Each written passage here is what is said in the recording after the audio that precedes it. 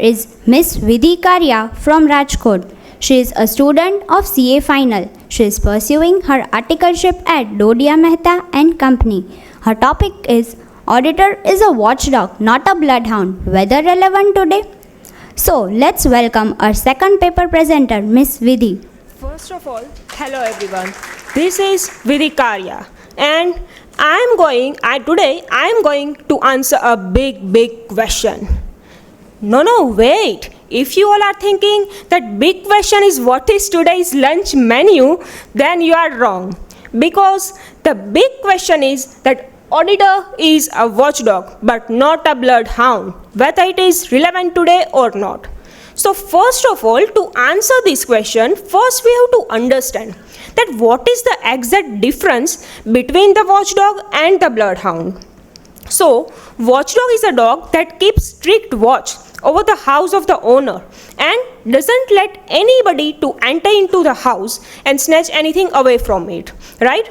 So, on the other hand, the bloodhound is a very violent dog who doesn't let anybody to enter into his territory, and he also sometimes tries to kill the people whoever tries to do the same. So currently the position of the auditor is same as that of watchdog and not as that of bloodhound, because auditor also keeps watch on certain business transactions of the entity. And on the other hand, the terminology bloodhound is used for the investigator in the course of his investigation, because investigation implies critical, detailed and organized check of all the books of accounts for a specific purpose in order to establish the truth or reveal the fact with the help of evidence. So now the question arises that whether audit is conducted with the objective of discovering fraud. Wait, let me ask you one more question. Do all the people who drive vehicles have driving license? No, not at all.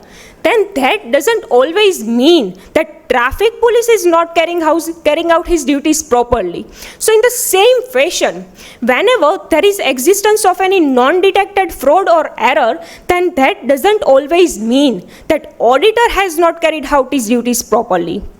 Because auditor is never conducted with the objective of discovering fraud because of two reasons. First reason is that auditor and shareholders both conduct cost-benefit analysis, and that doesn't make feasible for the auditor only to complete the detailed checking of books of accounts each and every year.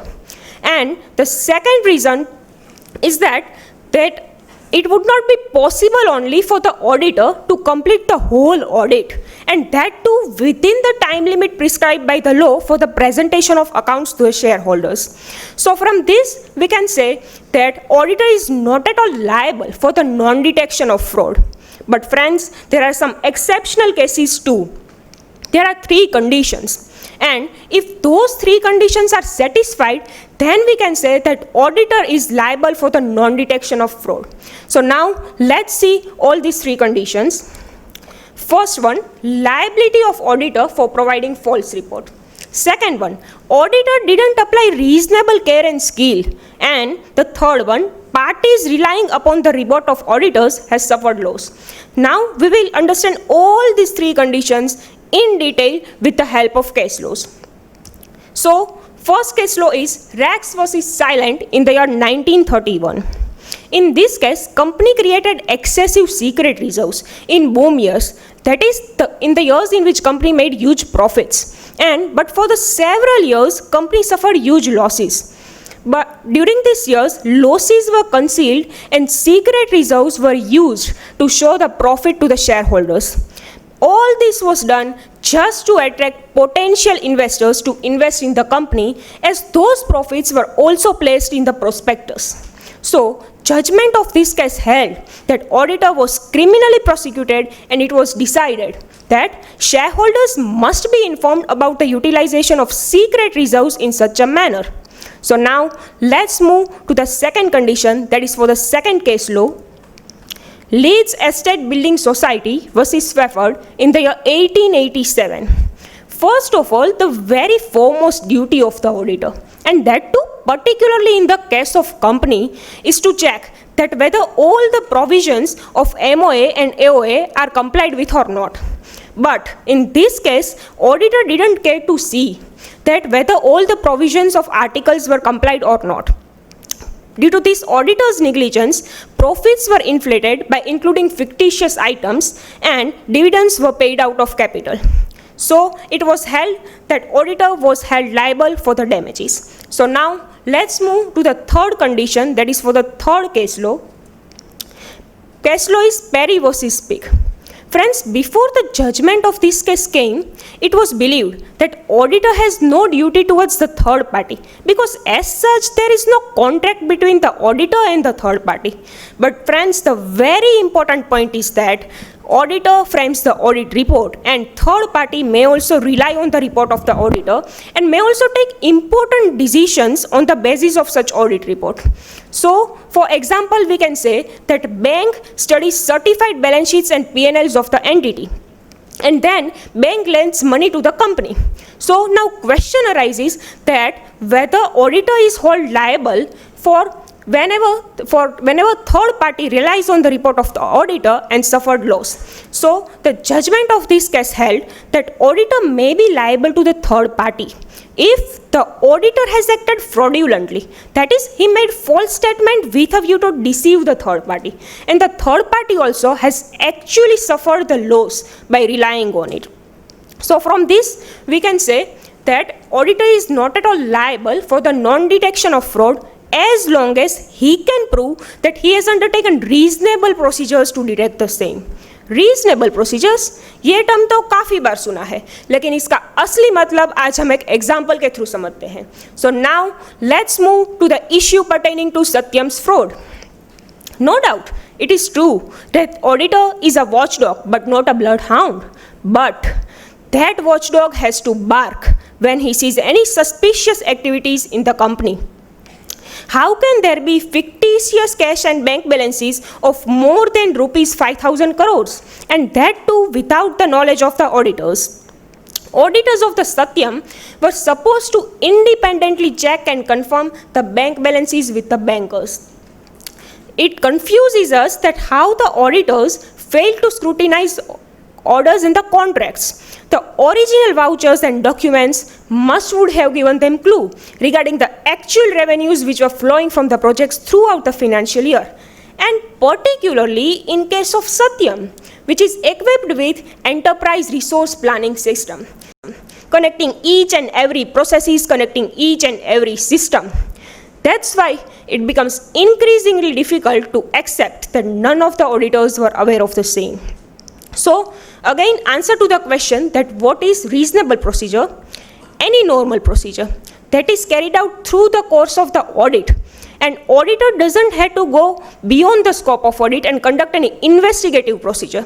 So that is called reasonable procedure.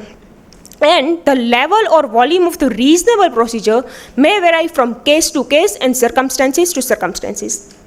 So now the question is that whether the task of auditor is performed properly or not.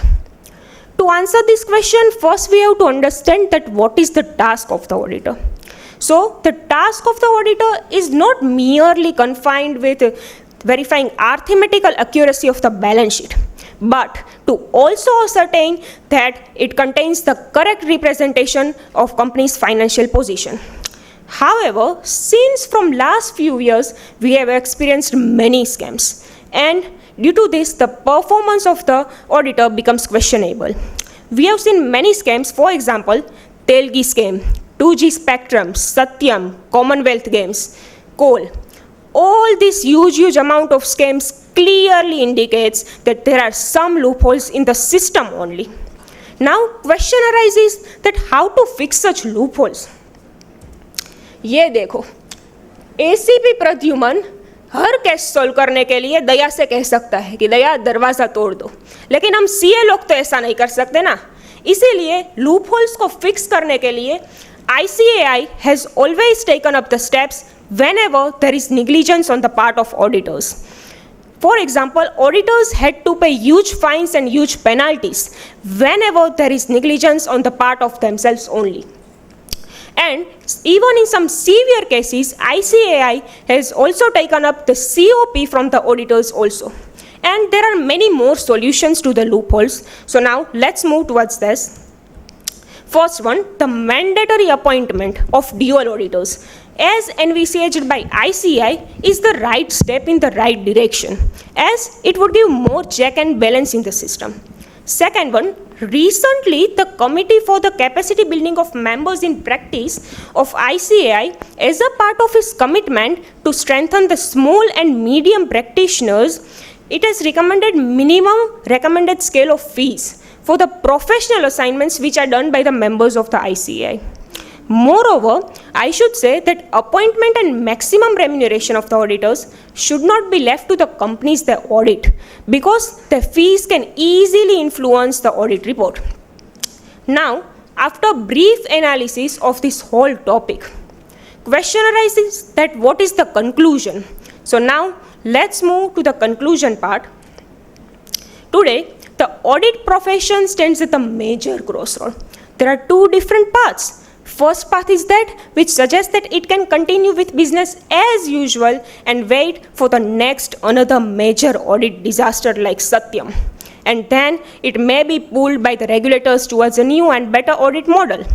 On the other hand, the second path which suggests that it can embrace the need for radical reform and push itself towards the new, improved audit model which focuses on quality audits and public interest. So anyhow, till the time period during which this confusion can be solved that to cross which path, auditor is a watchdog, but he should never be the sleeping watchdog. Thank you.